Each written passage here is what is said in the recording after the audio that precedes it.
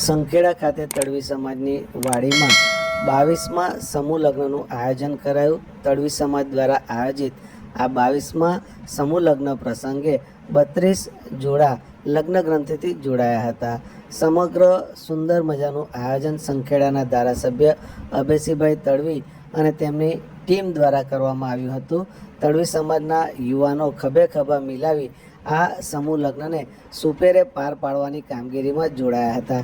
32 જેટલા જોડા લગ્ન ગ્રંથિથી આજે જોડાયા હતા।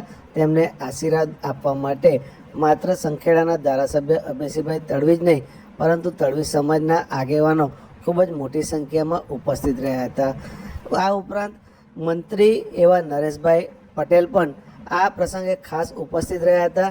મંત્રી નરેશભાઈ પટેલનું ખૂબ જ ઉમળકાભેર સ્વાગત અત્રે કરવામાં આવ્યું હતું।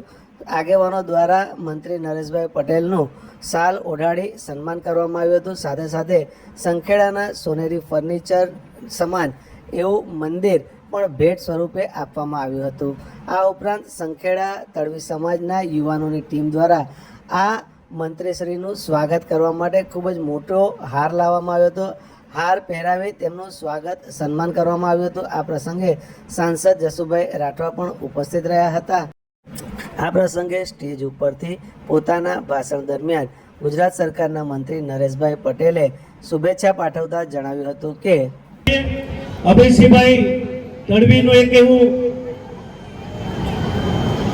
મારી પાસે જ્યારે રજૂઆત આવી છે, આમ તો મેં આજથી 2 વર્ષ પહેલા જ્યારે હું આવ્યો હતો તે સમયે આ વાડીને અને સમાજ માટે મેં 25 લાખ રૂપિયા તે સમયે જાહેરાત કરીને મદદ કરેલી।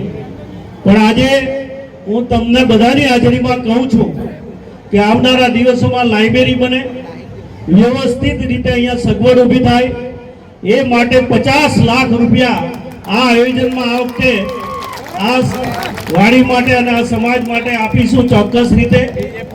આવનારી નવી પેઢી પણ એમાંથી પ્રેરણા લે।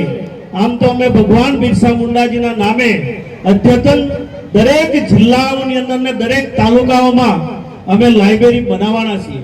જીપીએસસી હોય કે યુપીએસસી ની પરીક્ષા આપે કે અનેક સ્પર્ધાત્મક પરીક્ષાઓની તૈયારી કરે, એ માટેની અદ્યતન લાઇબ્રેરીઓ અમે દરેક તાલુકે આપવાના છીએ। પણ તેમ છતાં એક તડવી સમાજની જે અપેક્ષા છે એ અપેક્ષા પણ અમે ચોક્કસ રીતે અમે પૂરી કરીશું।